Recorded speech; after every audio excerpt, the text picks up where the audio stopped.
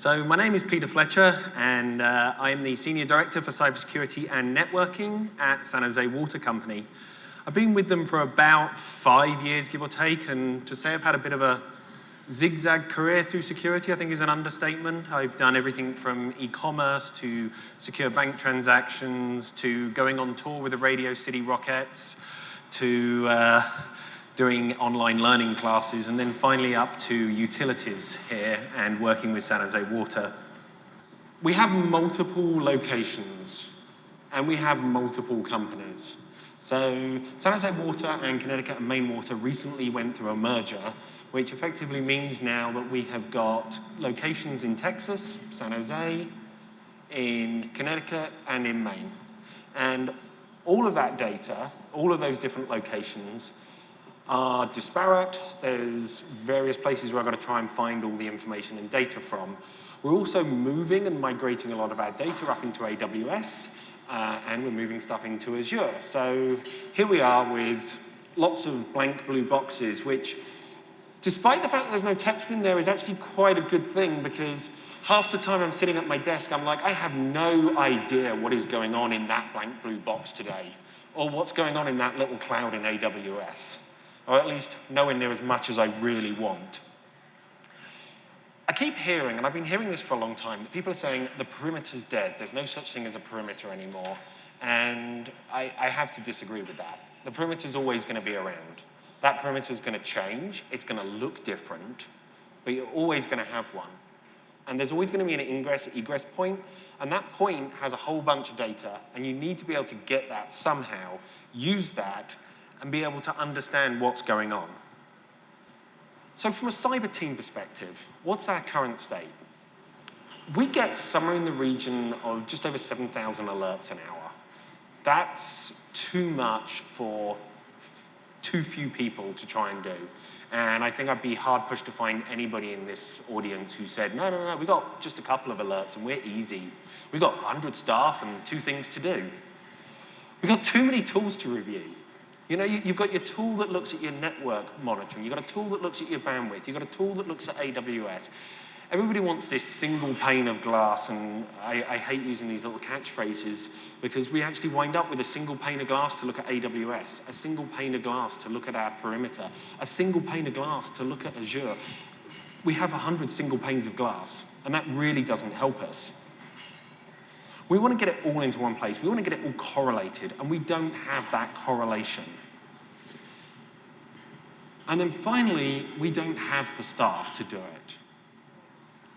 Now, on the flip side of that coin, if any of you have ever gone out on a Tor browser, looked at any of the message boards or forums, someone will post something and say, hey, I've got this problem, trying to get through a Palo Alto firewall, and I keep hitting this thing. And before you know it, there's 50 responses. People saying, have you tried this? Have you tried this? Here's a script, it worked for me.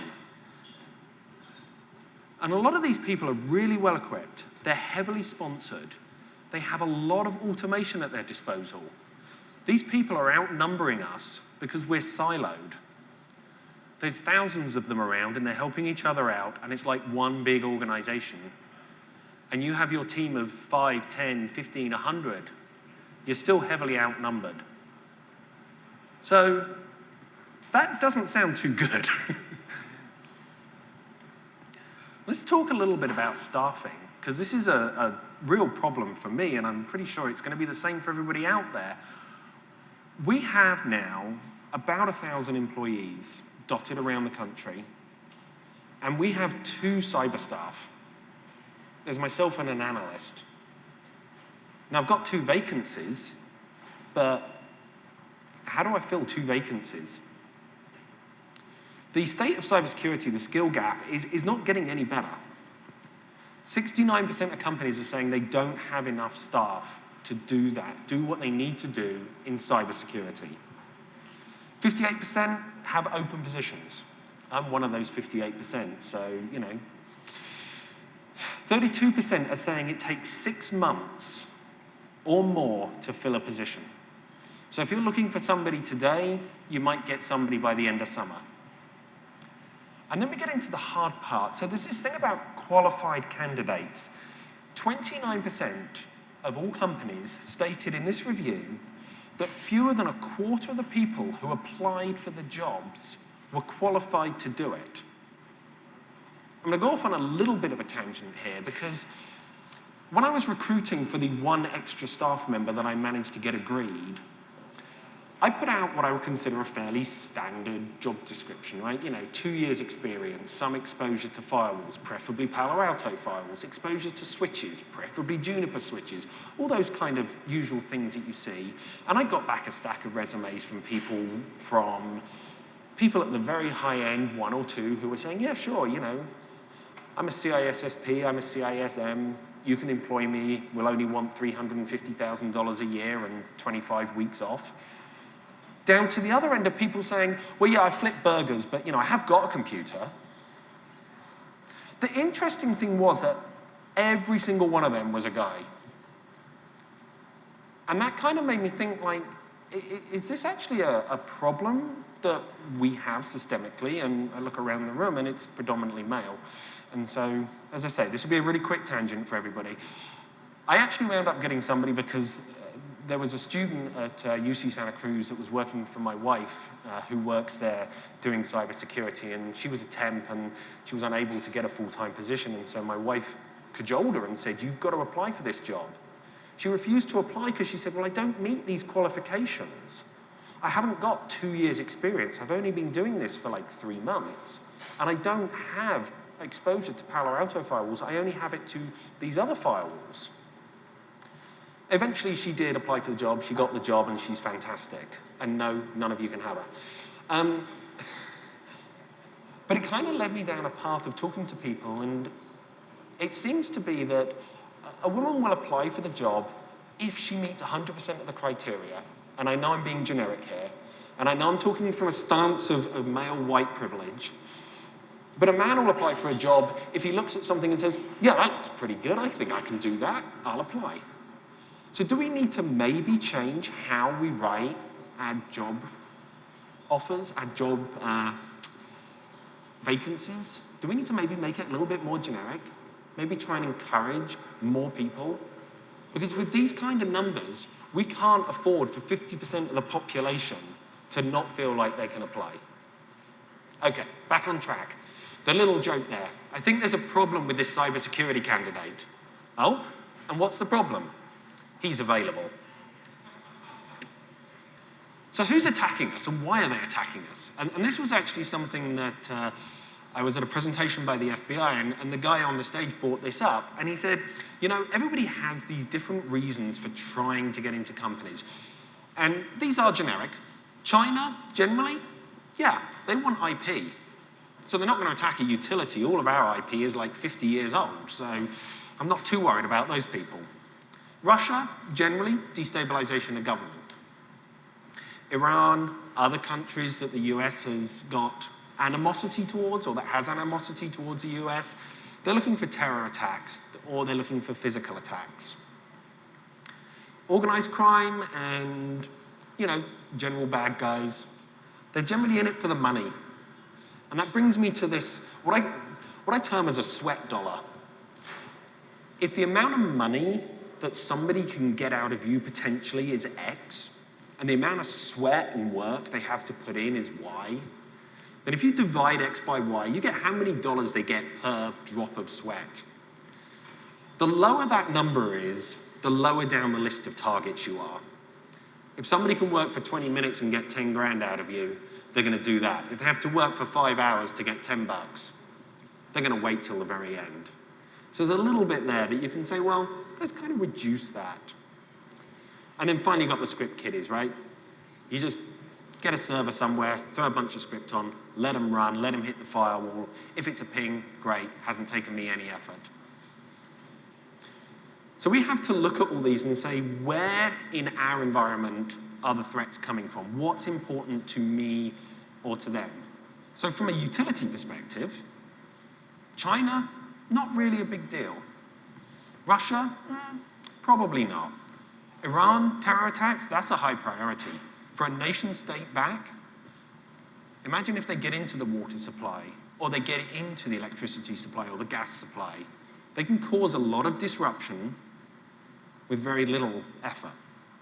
Organized crime, that's always out there, right? Everybody has to worry about somebody trying to steal the money from them. Now, what's the company trying to do?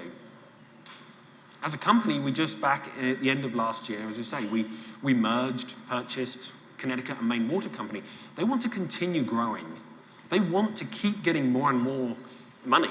That's it, right? Shareholders, they just want more money. And because of that, they're looking and saying, well, let's migrate to the cloud. It's cheaper up there. We don't have to worry so much. We don't need the infrastructure. We don't need all this stuff. It saves us money. Now, from my perspective, that's great. Go ahead and do that. What you're doing is getting more and more and more information to me. I'm getting a higher and higher volume of information.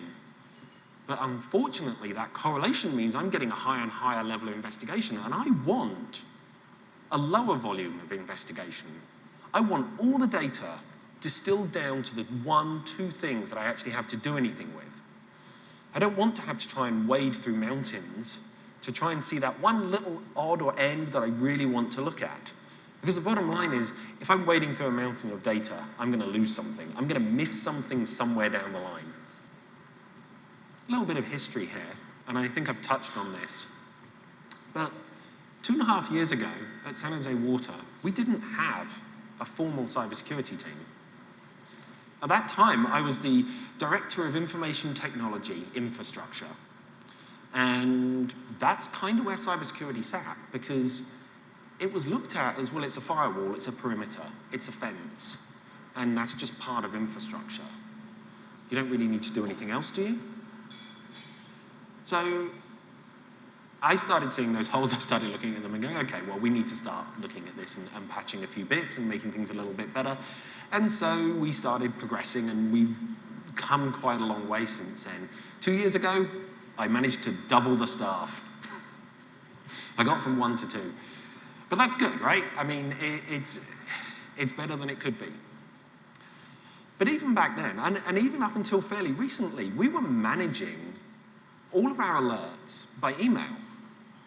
All of these different systems, the firewalls, the email systems, the customer systems, the websites, AWS, they were all just sending us emails.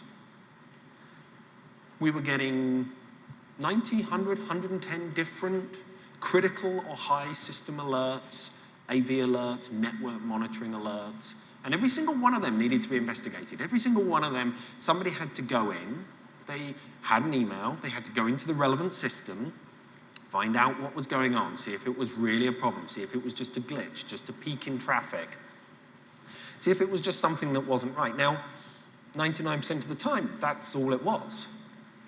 But by the time we got a critical alert from the firewall telling us this happened, we could be looking through 1,000 records to try and work out why it thought that was the case.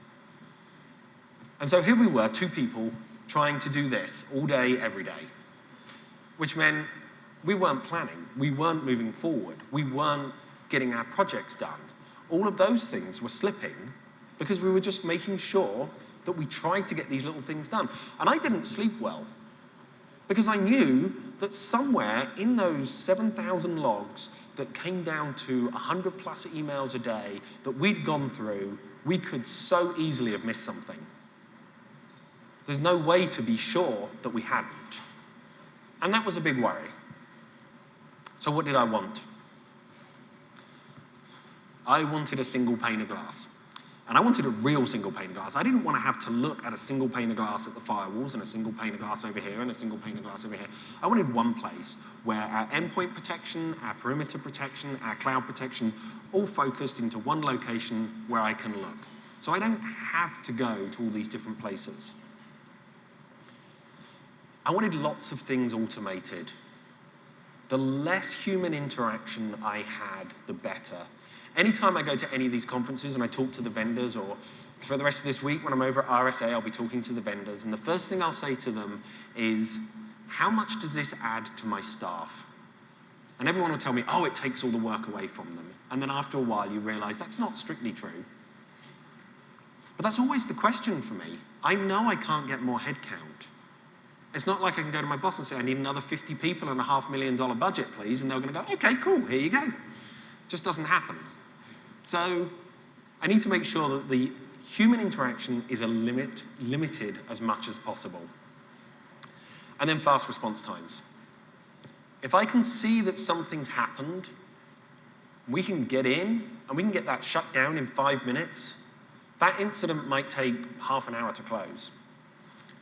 If I can't respond to that for whatever reason, for 2 hours, half a day, then I'm looking at 3 months' work. Because suddenly, I could have a huge problem on my hands. So, fast response times, really important. And something kind of came along that helped us. So this is not all gloom. I don't think I've said anything that's been hugely positive yet, but right now, we are able to put about half of our firewalls and all our traps logs into Cortex. The reason why it's only 50%? Because we only merged with Connecticut and Maine 4 months ago. And with everything else going on, that hasn't quite hit the to-do date. As soon as that happens, we'll be good. We're getting about 7,000 items an hour going into Cortex. That's about 33 firewalls, 750 traps installations across the organization. The number of firewalls is going to probably treble. Connecticut and Maine have a lot more, just they're a lot more distributed, so each of their sites has a firewall, and our traps installs is going to double. So, I don't know, we'll probably hit about 20,000 items an hour. But, how much do we actually look at? This is 7 days. This shows us the numbers that we actually had to deal with. February the 8th, there was 6 items. That was it. That was all our investigation that we needed to do. That's great. If I'm not worried about 7,000 items an hour and I'm just worried about looking into 6 things, and it makes it really simple, right? I see an incident, it pops up, I go into Cortex, I click the link, shows me all the background detail. It's quick and easy. I'm getting what I want. I'm getting my single pane of glass. This is the one thing I look at, realistically. I'm getting a little bit more peace of mind. I don't have to think, oh my goodness, what did I miss? Out of all these hundreds of items, thousands of items, what did I miss? So we can sit there and happily go, I've got 6 items, I looked at them, I investigated them, I closed them, we're good. So what did I learn? Every 3 years, we have to say what we're going to do in cybersecurity for the next 3 years. That's an impossible task, but that's the way we have to do it. About 2 and a bit years ago, we implemented a SIM tool, and we did an on-prem system that correlates a lot of data. And it's good. I'm not going to say anything bad about it. But adding new endpoints, pulling in new bits of data, pulling in new discussions, trying to pull in 2 whole new companies that are the same size as the company that we were, that's just impossible. Over any reasonable timeline, that's just impossible. So what's going to happen next year? The company's not going to stop growing, right? The shareholders and the board, they're not going to sit there and go, okay, well, let's not buy any more companies. Let's not make any more money. It's going to keep going on. And as long as it keeps going on, I need to be able to say at any point in time, yeah, sure, go buy that company. Go and make San Jose Water twice the size again. Because I can easily grab all that information, pull that into a single location, and not worry about having to look for 7,000, 8,000 different items, but I'm still only looking at less than a handful every day. Well, thank you very much for your time. If there are any questions.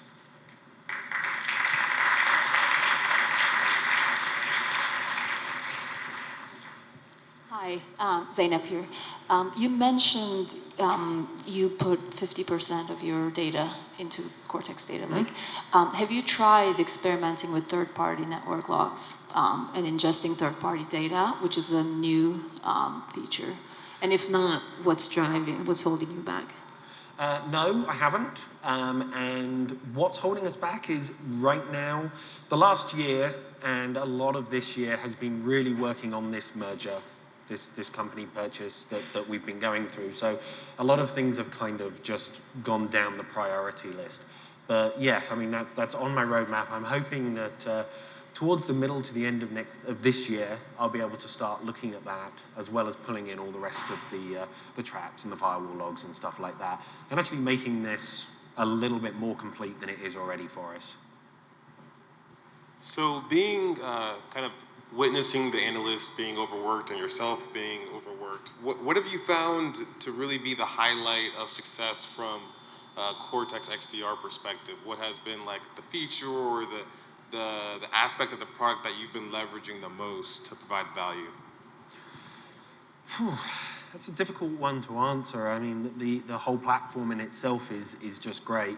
I was talking a little bit earlier, and hopefully I'll answer your question without being too verbose here, but the kind of aha moment, the kind of moment that I sat there and went, wow, this is doing something, was when I started noticing that all our projects were getting done, that I had time to spend 50–60% of my time working on the merger information and still have that sense that we were responding to all the alerts that we needed to respond to, that we were still investigating all the information we needed to investigate.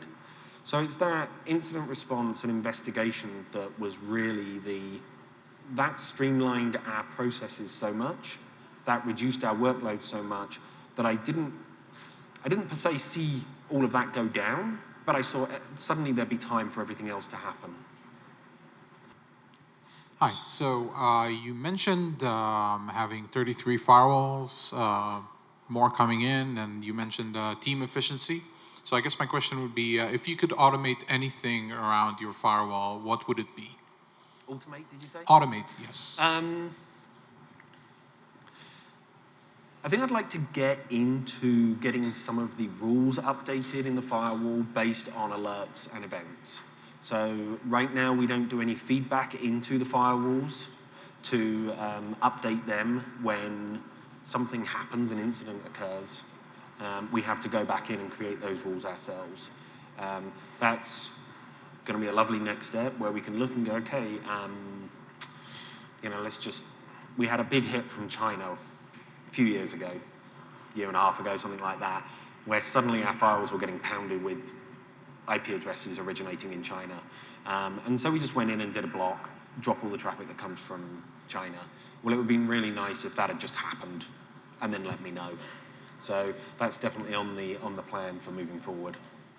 Okay, awesome. Let's give him another round of applause. Thank you. Thank you very much.